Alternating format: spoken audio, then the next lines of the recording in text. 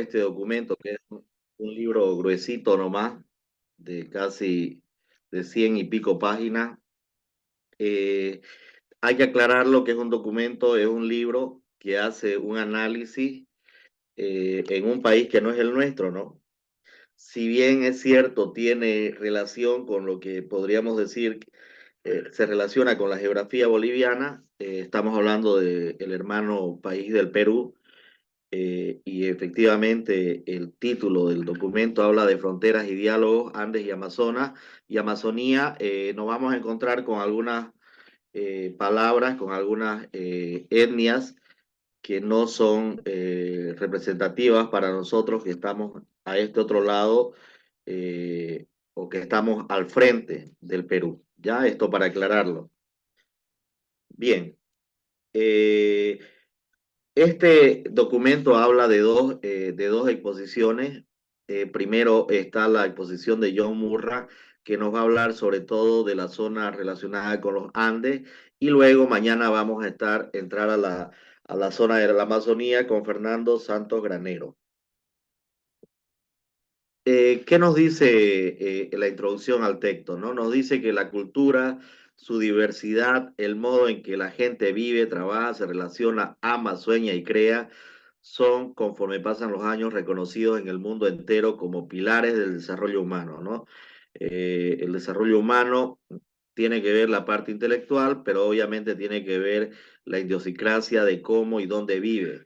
¿Ya? No es posible trazar una línea única de progreso ni de sostener una idea de civilización que no valore los aportes de pueblos o coloque al margen tradiciones, saberes y memorias complejas. En plena era de la globalización, las diferencias culturales se muestran en todo su potencial, enriqueciendo nuestras sociedades, sus intercambios y los proyectos de futuro que estos albergan. Eh, Toda esta introducción nos permite ver cómo hay una diferencia, por lo tanto, al hablar de un mismo país, cómo hay una diferencia entre entre una región y otra región, ¿no? La diferencia entre la agricultura andina y el cultivo del maíz, la percepción y el conocimiento de que el hombre andino adquirió de sus múltiples ambientes naturales a través de milenios, le permitió combinar tal increíble variedad en un solo macrosistema económico, que es un poco lo que nos va a ir narrando luego cada uno de los casos que vamos a ir viendo. Los estudios realizados hacen evidente que el control simultáneo de tales archipiélagos verticales era una idea andino compartido por etnias muy distintas, muy distantes geográficamente entre sí y muy distintas en cuanto a la complejidad de su organización económica y política. Eh, por ejemplo, lo compartían los bacha quechohablantes de Chaupihuaranga, que conformaban menos de 1.000 unidades domésticas, pero también los lupaga aymaramblantes del Titicaca, que según los quipus presentados por García Díez, había sido 20.000 hogares antes de la invasión europea. Lo que estamos haciendo acá es una introducción a las distintas tribus, a los distintos casos que nos va a ir presentando el libro, ¿no? Pero hago mención porque obviamente estamos hablando de una geografía y unas culturas que se parecen a la nuestra, pero no son las nuestras, ¿no?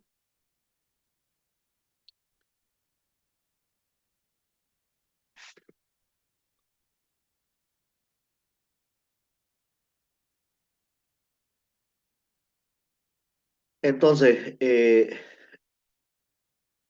podemos ver cuando habla de archipiélagos verticales, vamos a ir viendo en el libro cómo las distintas etnias se van a esforzar por encontrar un máximo de pisos y de nichos ecológicos para aprovechar los recursos que se daban solo ahí, ¿no? Eh, Ese va a ser el común denominador del documento, ¿no? Son 5 los casos que vamos a plantear. y obviamente cuando hablamos del piso, de los pisos, ¿no?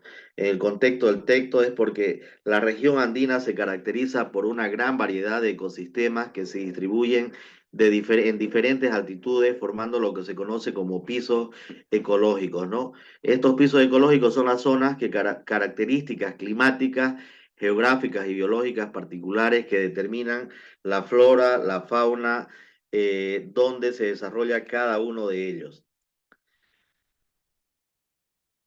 ¿Cuál es la importancia de los pisos ecológicos en este documento?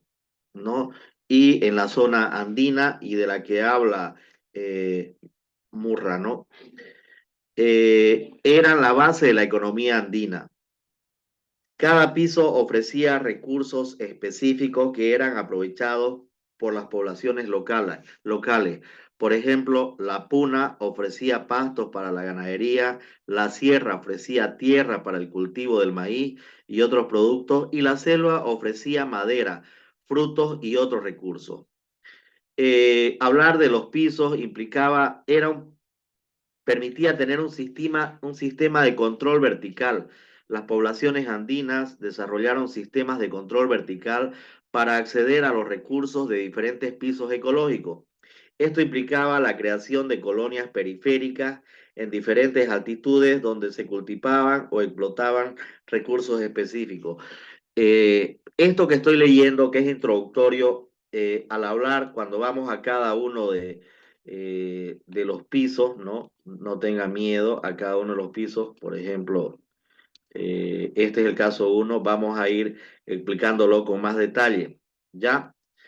Eh, ¿Qué reflejan? ¿Qué más podemos hablar de los pisos, no? Reflejan la adaptación al medio ambiente. El control vertical de los pisos ecológicos es un ejemplo de la capacidad de adaptación de la población andina a su entorno. En resumen, al hablar de los pisos ecológicos en el texto es fundamental para comprender la organización social, económica y política de las sociedades andinas, así como su relación con el medio ambiente.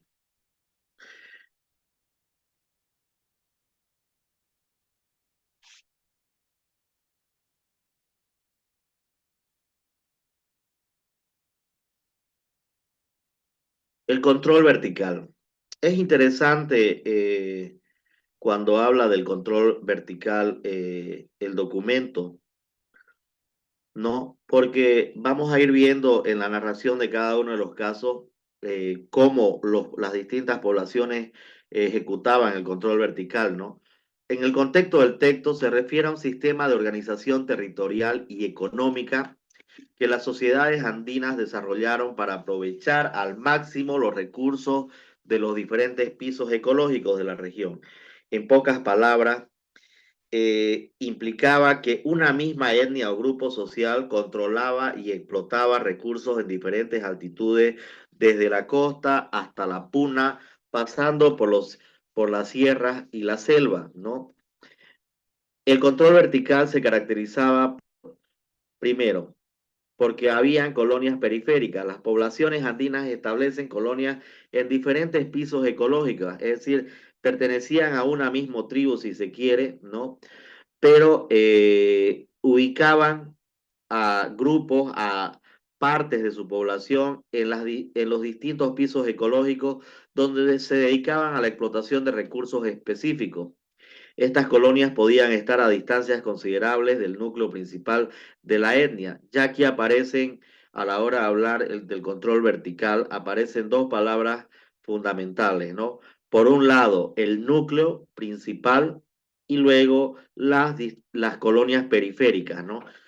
El núcleo principal era donde se centraba el fuerte de la etnia y eh, y los, y los y las poblaciones periféricas, ¿no? Las colonias periféricas, ¿no? Eran las que estaban distribuidas en los distintos pisos ecológicos, pero no dejaban de pertenecer a el núcleo central. Entonces, en estos pisos se especializaban, siendo parte del mismo núcleo central, se especializaban en distintas actividades como el cultivo, como la ganadería, como eh, el tema de la minería, ¿no? Dependía, y obviamente en el tema del cultivo también no en todos los pisos había la posibilidad de cultivar el mismo producto, ¿no? Entonces, el control vertical permitía el desarrollo de las colonias periféricas, ¿no? Que le pertenecían, por supuesto, a un núcleo principal.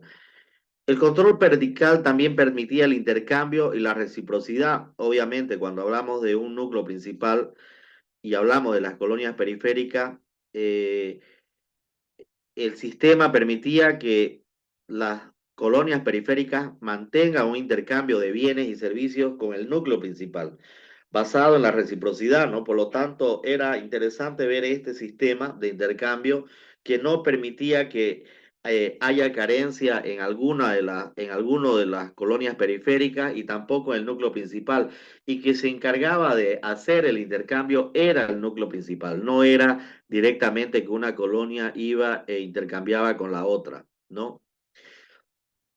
Por lo tanto, es interesante leer cómo había un apoyo del núcleo principal hacia las colonias. Había esto que permitía una variedad de recursos, ¿no? Porque al haber el núcleo principal y al estar las colonias periféricas especializadas, como hemos dicho, tanto en el cultivo como en la ganadería, como en la minería y en las distintas clases de cultivo, todo esto permitía que las poblaciones eh, puedan puedan tener acceso a una gama de recursos que se beneficiaban de una gama de recursos que no eran capaces de producir, ¿no? Pero que al ser parte de este sistema de control vertical y al ser parte eh, y al tener claro de que había riqueza en los distintos pisos ecológicos y ellos estaban repartidos a través o las colonias periféricas estaban repartidas en los distintos pisos y usaban el sistema del control vertical, obviamente se puede encontrar esto que estamos diciendo del acceso a variedad de recursos, ¿no? También estaba el tema de la adaptación al medio ambiente, ¿no? Este sistema demostraba una gran capacidad de adaptación al medio ambiente, aprovechando al máximo los recursos disponibles en diferentes alturas. Es decir, al estar, eh, al estar dentro de al estar dentro en cada uno de los pisos, se podían beneficiar obviamente con los recursos que habían en ese piso y también con el clima, ¿no? Para la producción de ese ambiente. Ejemplo de control vertical que nos da el texto, ¿no? Uno, los Lupaga del Titicaca, no se olviden ese nombre por si aparece en su, en su examen. Que controlan las tierras en la costa, la sierra y la selva, aprovechando recursos como el algodón, el maíz, la coca, la madera y la miel. Y los Chupaichu de Huánuco, de Huánuco, ¿no? Controlan tierras en la sierra y la selva, aprovechando recursos como la coca, el algodón, la madera y la sal. Importancia del control vertical. Uno, permitía a las poblaciones andinas alcanzar un alto grado de autosuficiencia al tener acceso a una variedad de recursos. Dos, resiliencia, ¿no? Les permitía adaptarse a las variaciones climáticas, a las crisis, a tener el acceso a recursos de diferentes pisos ecológicos, ¿no? Entonces, cada grupo étnico apoyaba o se apoyaba en los otros para a poder salir de las distintas escasez que podría existir. Luego, finalmente, la importancia del control vertical permite una complejidad social, ¿no? El control vertical implicaba una organización social compleja, con diferentes roles y funciones para las poblaciones que habitaban los diferentes pisos ecológicos. Eh, Vamos a ir viendo que no era uniforme, ¿no? Cada caso nos va a mostrar diferentes formas de organización social dentro de cada uno de los pisos ecológicos, también en función de la magnitud de la etnia o de la población. Pregunta uno. ¿Cuál de las siguientes opciones no es una característica del control vertical? Inciso A, establecimiento de colonias periféricas en diferentes pisos ecológicos. Inciso B, intercambio de bienes y servicios entre el núcleo principal y las colonias. Dependencia total de la agricultura. Inciso C, dependencia total de la agricultura en un solo piso ecológico. Acceso a una variedad de recursos en diferentes altitudes. Vemos que la dependencia total de la agricultura en un solo piso ecológico es, no es una característica de este sistema del control vertical, tal como lo hemos ido exponiendo, ¿no? El control vertical se basa más bien en la explotación de recursos en diferentes pisos ecológicos y no en la dependencia de un solo producto y de un solo piso. ¿Cuál de los siguientes ejemplos ilustra el control vertical? Inciso A, una comunidad que cultiva maíz en la sierra y pesca en la costa. Inciso B, grupos étnicos que se dedican exclusivamente a la ganadería en la puna. Una población que intercambia productos agrícolas con otra población que se dedica a la caza en la selva. Un pueblo que se especializa en la elaboración de cerámicas y vende a otras comunidades. Respuesta, una comunidad que cultiva maíz en la sierra y pesca en la costa. Esta opción muestra cómo una comunidad aprovecha los recursos de los diferentes pisos ecológicos. Efectivamente, no se trata, no, las otras no son correctas porque hemos dicho de que cuando hablamos eh, del control vertical, estamos diciendo de que hay un centro donde todo que se encarga de atender a las poblaciones periféricas, ¿no? Y efectivamente ese centro hace de que todos puedan tener acceso a satisfacer sus necesidades, tanto alimenticias, tanto de ganadería, tanto de mineral y obviamente también al pertenecer a la misma colonia, le permite moverse en dirección de cualquiera de los pisos. Dice el libro que hay que en algunas situaciones, un grupo étnico, que podemos verlo acá, vamos a verlo acá, que por ejemplo este núcleo central, ¿no? No sé si lo ven, cómo podría moverse una, una población periférica que se encontraba acá cosechando, podía moverse por toda esta zona hasta llegar a la zona pesquera o al revés, ¿no? Moverse de acá, de donde cultivaba, moverse a la zona pesquera para poder obviamente pescar y poder tener otra variedad de alimentos, ¿no? Y fíjense que para poder hacer eso se tenían que mover entre 3 o 4 días.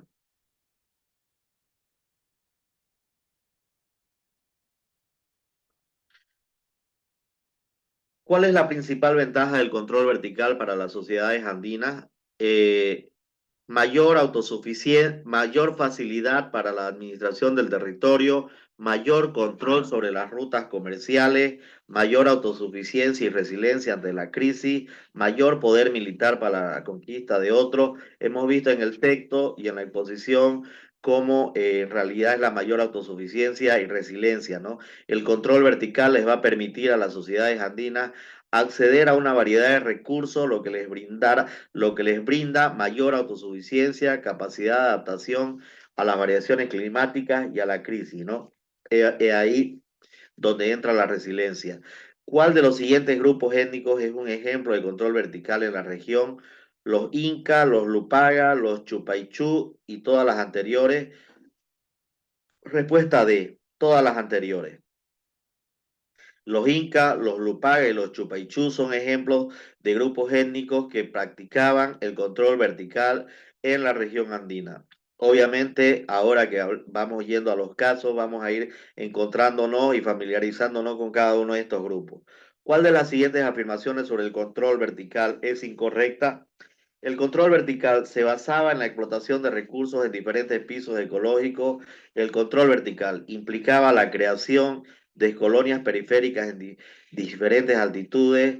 El control vertical era un sistema exclusivo de los incas. el control vertical era un sistema de organización territorial y económica, no era un control o no era un sistema exclusivo de los incas. Como podemos ver acá, lo usaron los incas, los lupaga, los chupaichú y distintas etnias que estaban alrededor en la zona de los Andes y en los distintos pisos ecológicos alrededor de los archipiélagos creados en el Perú a causa de la erupción de los volcanes, ¿no? Caso uno. El primer caso nos habla de las etnias pequeñas en Chaupihuaranca, zona de la alta montaña, de la alta del Marañón y Huallaga. Yo definitivamente, queridos docentes, me pierdo con la zona geográfica del Perú. Si con la zona geográfica de Bolivia, ¿no? Con la rica geografía boliviana me pierdo, ¿no? Sé que tenemos la zona alta, tenemos la zona de los Andes, hay distintas serranías, hay que son características de las poblaciones indígenas, nuestras zonas ancestrales, pero no llego, aparte de los incas, ¿no? En la zona del altiplano no conozco otras que estén en los distintos pisos ecológicos de Bolivia o en los y bueno, nosotros aquí a este lado no hay archipiélago porque no tenemos nada como un marcito, ¿no? Un núcleo de población y de poder, Chapihuaranca y el Alto Huallaga, por debajo de los 3.200 metros, ¿no? Se encuentra esta población. El control vertical de los pisos ecológicos con acceso a recursos en diferentes altitudes nos habla de una población de 500 a 3.000 unidades domésticas, ¿no? De 3.000, de unas 3.000 casas, ¿no? Y un máximo de 18.000 a 20.000 almas. Se encuentra ubicado por debajo de los 3.200 metros. La distancia de las colonias periféricas no pasan de 3 a 4 días de camino, está lejito nomás. El tamaño de las colonias periféricas algunas veces son simplemente 3 o 4 hogares por cada parcialidad o por cada piso ocupado. Nos dice el documento que a pesar de que los Chupaichú o Yacha no constituían sino unos cuantos miles de unidades domésticas, controlaban a través de colonias permanentes varios recursos alejados de sus centros de mayor población. El carácter permanente de estos asentamientos no han sido revelados por la información nos ha sido revelado, perdón, por la información contenida, dice el texto. No se trata, y esto es importante, ni de migraciones estacionales, ni de comercio, ni de transhumancia. La población hacía un esfuerzo continuo para asegurarse el acceso a islas de recursos, colonizándolas con su propia gente a pesar de las distancias que les separaba de sus núcleos principales de asentamiento y poder, ¿no? Era un pueblo pequeñito, nos dice, de unas 18.000, 20.000 personas que estaban distribuidas en los distintos pisos, ¿no? Y ese es el ejemplo que acá les mostraba, ¿no? El caso uno, que es el de los Chupichú y que nos muestra cómo estaban repartidos, ¿no? En los distintos pisos ecológicos, pero manteniendo un núcleo central que abastecía, que era abastecido, que era el que recolectaba todos los recursos alimenticios y recursos minerales, y posteriormente desde ahí también repartía a cada una de las poblaciones periféricas que tenía esta etnia. ¿Cuál es el tamaño aproximado de la sociedad en el caso uno? Son entre 500 a 3.000 unidades domésticas, ¿no? Y obviamente nos habla aquí está mal la respuesta porque solamente hemos puesto las unidades domésticas, pero nos hemos olvidado, ¿no? De que había un máximo de 18.000 a 20.000 almas, que es como aparece en el informe, ¿no? ¿Dónde se ubican los núcleos de la población y poder en el caso uno? eh, en la selva baja, en la ceja de la selva, en Chaupihuaranga y el Alto Huallaga, ¿no? Que yo ya ahí no llego mucho, ¿dónde quedará en la geografía peruana? ¿Cuál es la altitud aproximada de los núcleos de población y poder en el caso número uno? Por debajo de los 3.200 metros, ¿no? Un poquitito más abajo que La Paz. ¿Qué tipo de control de recursos se observa en el caso uno? Un control vertical de varios pisos ecológicos, ¿no? ¿Cuál es la principal fuente de información para el caso uno? La visita de Íñigo Ortiz, entendiendo que Íñigo Ortiz es un personaje enviado por la corona española para hacer esta clase de informe sobre las distintas poblaciones que estaban en la ciudad de los Andes. Obviamente, siempre por la preocupación de saber, de tener estadísticas y dentro de esas estadísticas ver cuántos son los que han sido convertidos y salvados para que puedan aportar impuestos a la corona, ¿no? Y al Papa, obviamente. ¿Cuál de las principales, ya, qué tipo de recursos se menciona en el caso uno? Se menciona los recursos que se producen en la sierra y en la selva. ¿Qué tipo de asentamiento se encuentra en las zonas periféricas del núcleo de la población?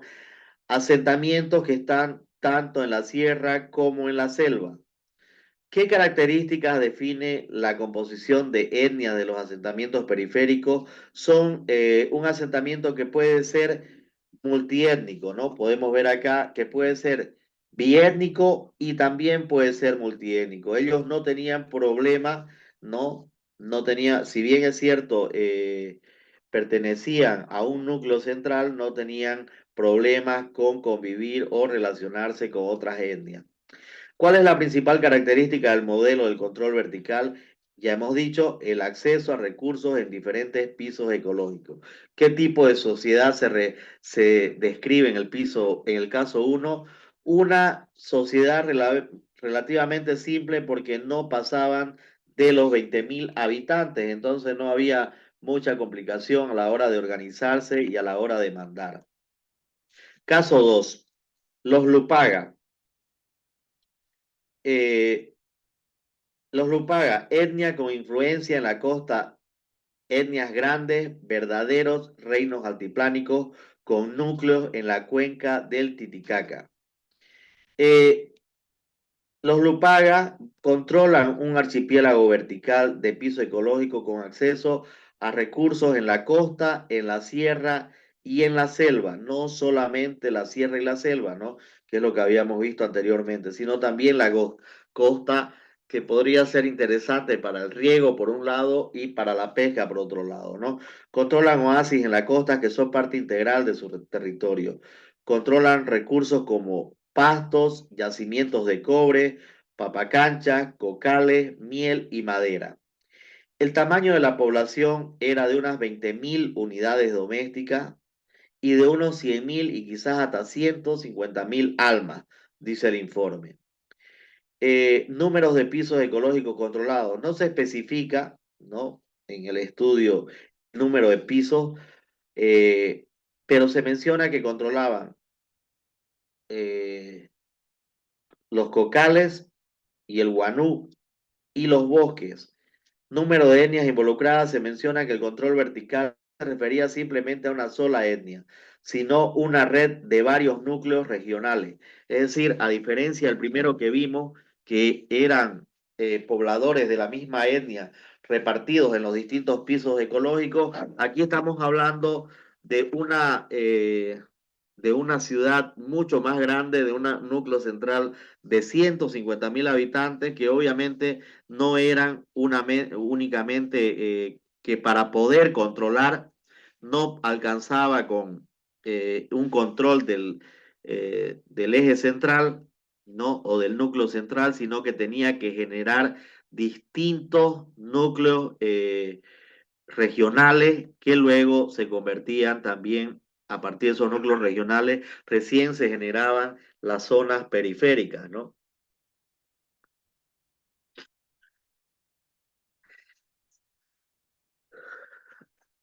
El reino Lupaga fue inspeccionado por gobernador López García de Castro, no era sino uno de los tantos reinos lacustres de habla aymara y ha adquirido notoriedad obviamente porque fue una de las poblaciones encomendadas no a ningún aventurero europeo, nos dice el documento, sino a un emisario de la misma corona, ¿no?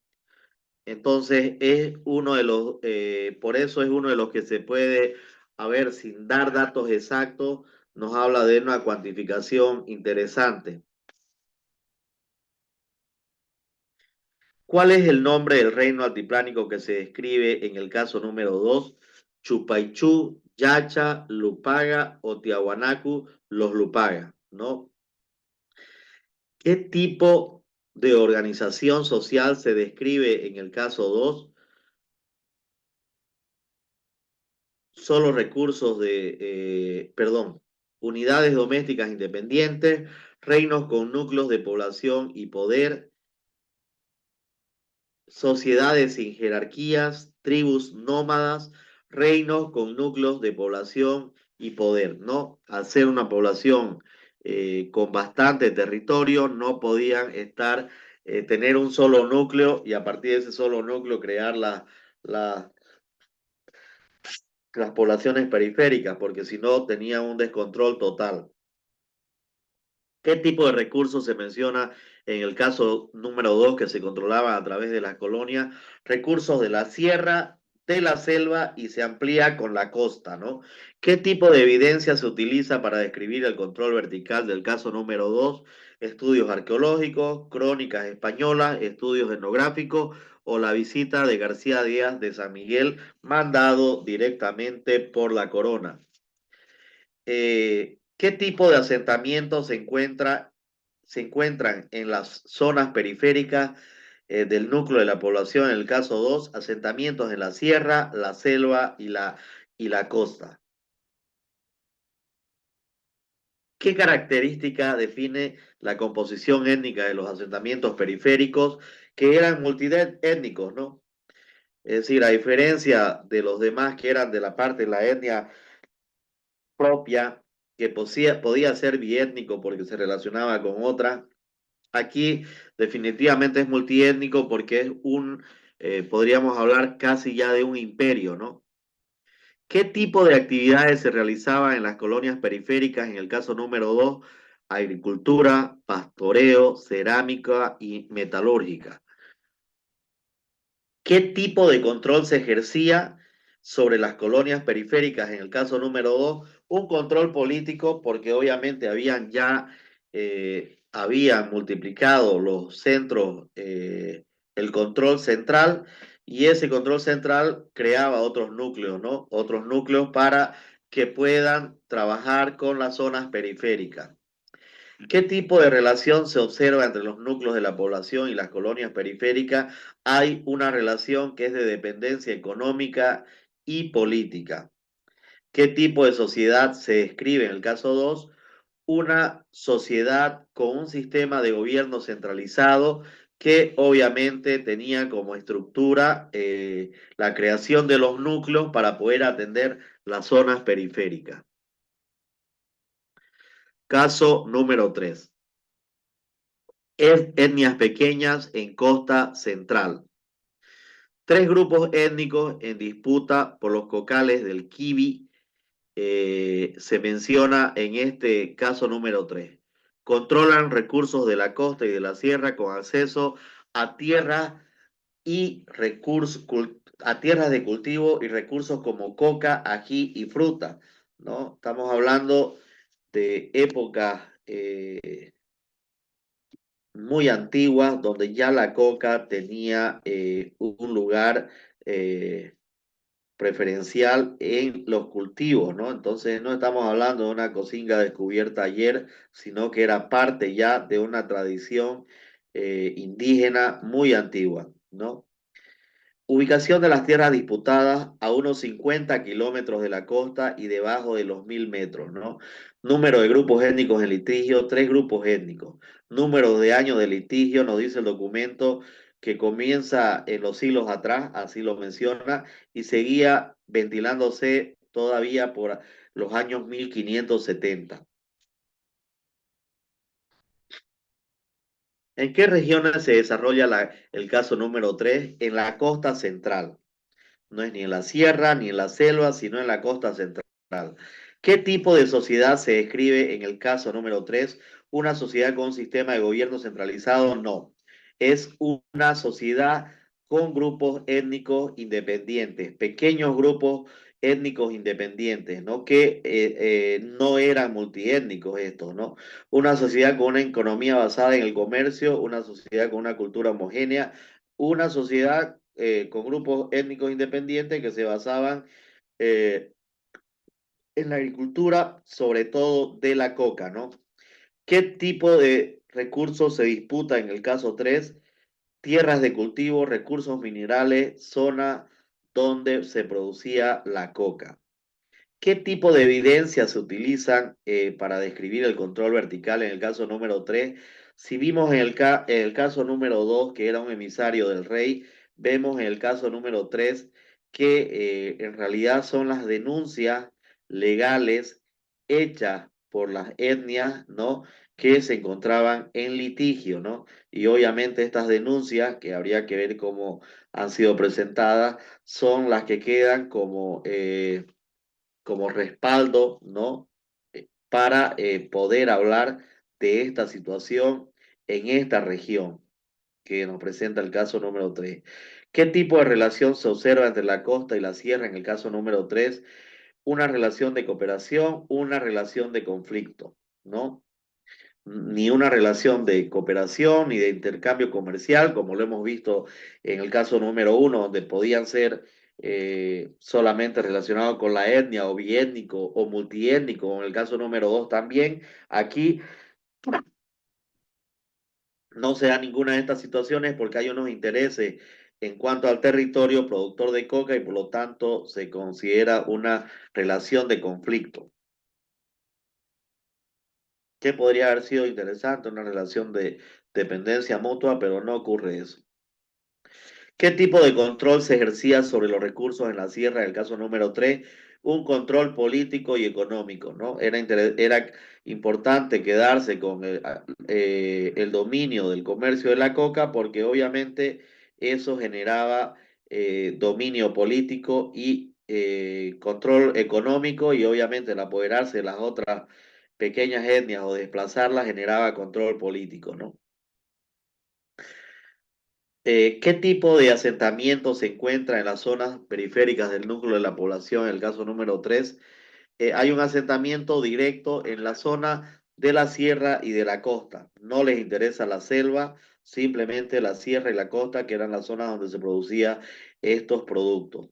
¿Qué tipo de actividades se realizaba en las colonias periféricas? En el caso número 3, principalmente la agricultura, pero también existía el pastoreo, ¿no? ¿Qué tipo de evidencia se utiliza para describir la situación preincaica, el caso número 3? Los testimonios de los litigantes, ¿no? Que ya lo habíamos dicho en una anterior pregunta. Caso número 4. Grandes reinos costeños. Nos dice el documento que estos casos son similares, que el caso número 4 es similar al caso número 2, con etnias poderosas que controlaban varios valles a lo largo de la costa. Controlaban recursos en la costa y la sierra, en acceso a pastos, yacimientos de cobre, papacanchas, cocales, miel y madera. La evidencia, así como hemos ido notando en lo anterior, es que estaban las denuncias en el anterior caso de las poblaciones en litigio, eh, luego la narración de quien había sido encomendado por el rey, ¿no? En este caso concreto, todo es hipotético a partir de lo que se ha podido observar, ¿no? no pasa de eso. Tamaño de la población, el documento no menciona, no solamente habla de grandes reinos de la costa norte y que eran etnias poderosas con cientos de miles de habitantes, ¿no?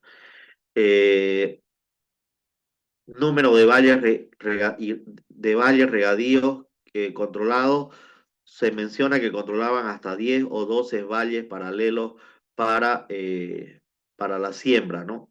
Número de años de resistencia a la expansión de los tehuantisuyos, se menciona que la resistencia de los señores de Cajamarca duró varios años, pero tampoco marca de manera específica la información. Si el tercer caso tiene cierta semejanza con el primero, tratándose de pequeños grupos étnicos y de sus colonias en diversos pisos, el cuarto caso es análogo al segundo. Igual que los Lupaga, los grandes reinos de la costa norte eran etnias poderosas con cientos de miles de habitantes. Eran archipiélagos, en otro sentido, sus valles eh, perdón, sus valles regadíos alineados a lo largo de la costa del Pacífico, separados por uno u otros desiertos, formaban conjuntos, reinos y confederaciones de origen local o serrano, ¿no? Estamos hablando de un imperio, de una expansión geográfica y obviamente geopolítica terrible, ¿no? No se trata acá de averiguar si hubo o no hubo guarniciones controlando las bocatomas o las gargantas de los ríos, ¿no? Para sus regadíos, ¿no? Pareciera que toda la información que hay da a entender que sí. Lo que no está comprobado, nos dice el texto, es la existencia de ellos en la serranía de las colonias permanentes a través de las cuales las sociedades costeñas tendrían acceso a pastos, a yacimientos de cobre, papacanchas para sus tubérculos, cocales en la montaña o en bolsones del lado occidental de la cordillera, miel, madera en la selva. Eh, una posible interpretación es que hubo intercambio y tráfico entre la sierra y la costa norte, pero en base a colonias periféricas permanentes establecidas por los centros de poder costeño en la sierra y viceversa. No pareciera que una de estas zonas sí logró convertirse o tenía un núcleo y ese núcleo hacía que funcione las poblaciones periféricas y que puedan nutrir de los distintos productos que estaban en la serranía, por un lado, o en la costa, por otro lado, ¿no? Pero todos estos intercambios eran parte de una sola sociedad, nos dice el documento, y de un solo archipiélago, ¿no? De una sola zona creada, obviamente, a partir de la erupción y de algún volcán que iba de arriba hacia abajo, ¿no? De la zona de los Andes hacia la zona de la sierra. ¿En qué región se desarrolla el caso número 4? En la Sierra Norte, en la selva amazónica, en la costa norte. ¿Qué tipo de sociedad se describe en el caso número 4? Una sociedad con un sistema de gobierno centralizado, una sociedad con grupos étnicos independientes, una sociedad con grandes reinos costeños que tenían núcleos centrales y que tenían zonas periféricas, ¿no? ¿Qué tipo de recursos se menciona como importante para la economía de los reinos costeños en el caso 4? Algo que es fundamental, ¿no? El riego. El riego es la clave de la producción de distintos recursos, ¿no? Relacionados con la agricultura, ¿no? Y obviamente para ellos eso era casi como el oro, ¿no?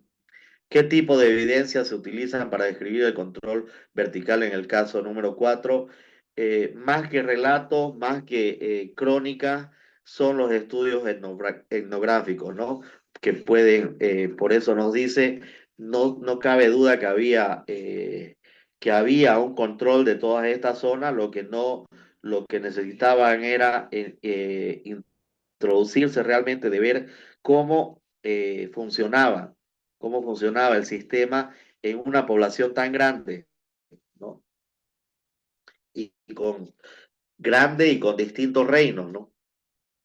¿Qué tipo de relación se observa entre la costa y la sierra? En el caso número 4, una relación de conflicto, porque el conflicto está sobre todo en ver cómo podían los distintos reinos, podían generar sus núcleos centrales y a partir de los núcleos centrales poder tener sus poblaciones periféricas, ¿no? Ese es el tema que no lo pueden ellos todavía explicar y por lo tanto sigue siendo parte de un enigma, si se quiere, o de un conflicto, ¿no? No podían hablar ahí si había una relación de dependencia mutua, si había un intercambio comercial o una relación de cooperación, porque obviamente se plantea de que cada uno de estos reinos tenían sus núcleos y también tenían sus poblaciones periféricas. ¿Qué tipo de control se ejercía sobre los recursos en la sierra? En el caso número 4, un control político y económico, ¿no? ¿Qué tipo de asentamiento se encuentra en las zonas periféricas del núcleo de la población? En el caso 4 se menciona la posibilidad de asentamientos en la sierra, que era la zona donde estaban los regadíos, ¿no? ¿Qué tipo de actividades se realizaban en las colonias periféricas? En el caso número 4, agricultura, pastoreo, minería, recolección de miel y madera. ¿Qué tipo de evidencia se utiliza para describir la situación preincaica en el caso número 4? Obviamente que son las tradiciones orales a las que acuden los etnógrafos, ¿no? ¿Qué tipo de control se ejercía sobre los recursos en la costa? Control político y económico. Tanto en la sierra como en la costa, el control era político y a la vez también económico.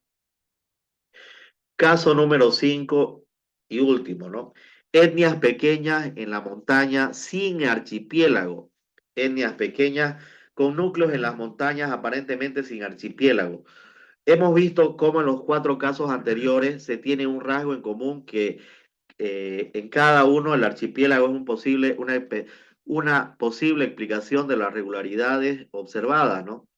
Es decir, se beneficiaban de toda la riqueza que podía haberse generado a partir de la explosión, ¿no? De la naturaleza que permitió que existan los distintos pisos ecológicos, ¿no?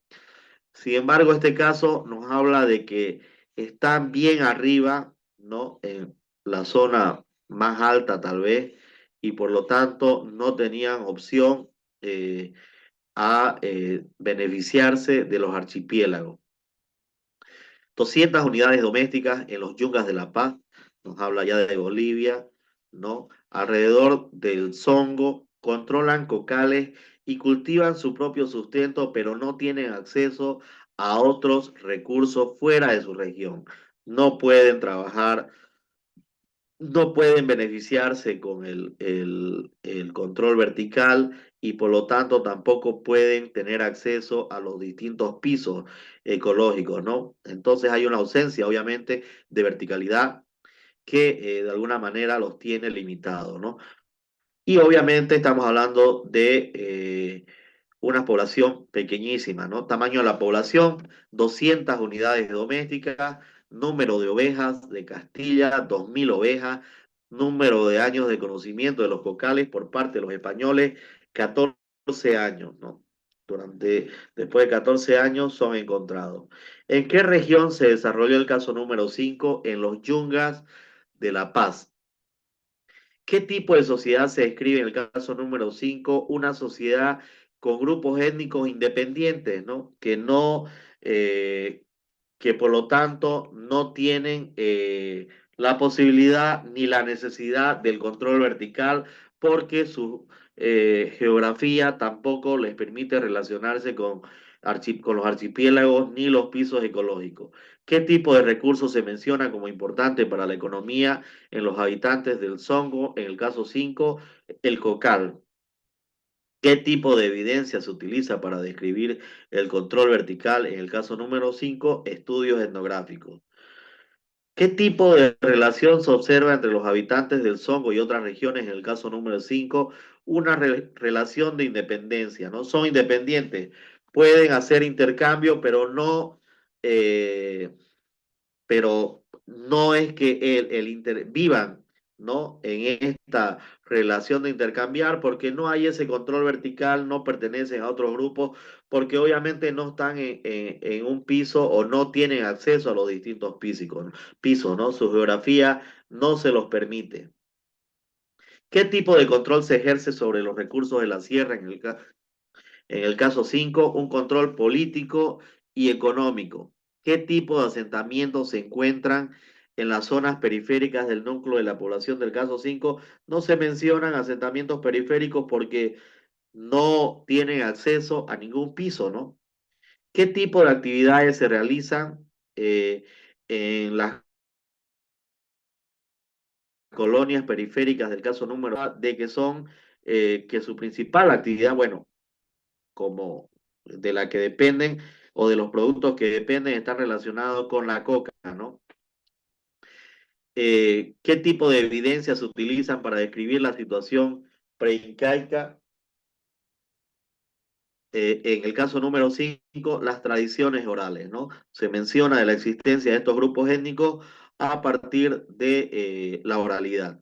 Y finalmente, ¿qué tipo de control se ejercía sobre los recursos en la costa del caso 5? Ya lo hemos dicho, un control político y económico. Podemos ver entonces en esta primera explicación de el diálogo entre Occidente o la zona de los Andes y la zona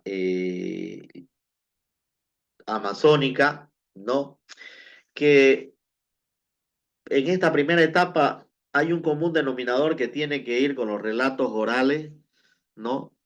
Que son creíbles para ellos, o con la intervención de alguien que va directamente de la corona para hacer algún informe sobre cómo vivían las distintas etnias en la zona andina, ¿no? Mañana nos vamos a dar cuenta cómo el discurso, ¿no? Y cómo el estudio cambia casi en un giro de 360 grados, ¿no?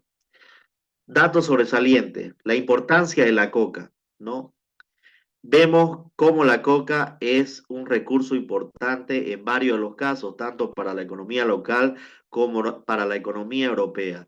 Obviamente, el estudio de cada uno de estos pisos ecológicos hace ver la riqueza que se podía encontrar en estos archipiélagos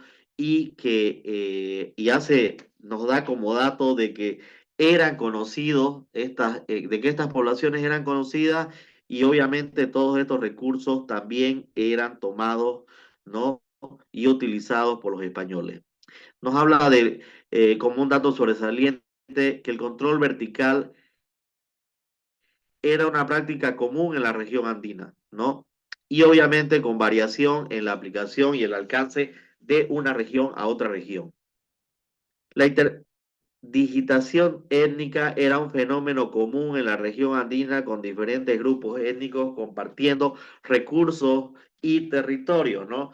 Obviamente nos habla de que había un fin común que era mantenerse, si bien había un tema político y económico para ellos o territorial, eh, había un concepto de que podían tener acceso a los mismos recursos sin generar alguna situación de violencia, por lo menos así se plantea en este estudio, ¿no? Y nos habla como último aspecto importante, le da la importancia del riego, ¿no? Que era fundamental para la agricultura y se la menciona como un factor clave de la organización social y política. Estos datos son útiles para comprender mejor la complejidad de la organización social y económica en la región andina durante el periodo prehispánico y colonial. Eh, Esta es la primera parte, de fronteras y diálogos de los Andes y Amazonas, ¿no?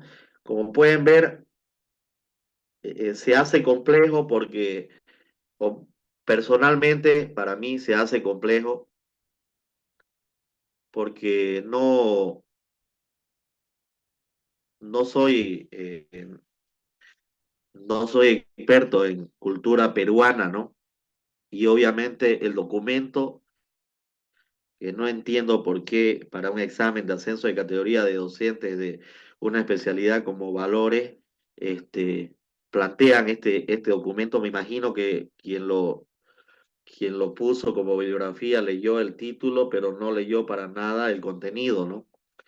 Me parece que el contenido que aparece mañana tiene más significancia porque por un lado es una mirada a la zona del Amazonas, nos puede servir también como cultura general, pero tampoco le veo mucha materia que sí se encontró en los documentos que vimos ayer y antes de ayer, pero es parte de la bibliografía y hay que estudiarla.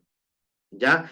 Entonces mañana a las 2 de la tarde ya seguro nos encontramos y vemos la segunda parte de este documento y ya con eso terminaríamos para que se saquen un 100 el día viernes. ¿Ya? Muchas gracias, profes. Les voy a mandar ahorita el documento al grupo. ¿Ya?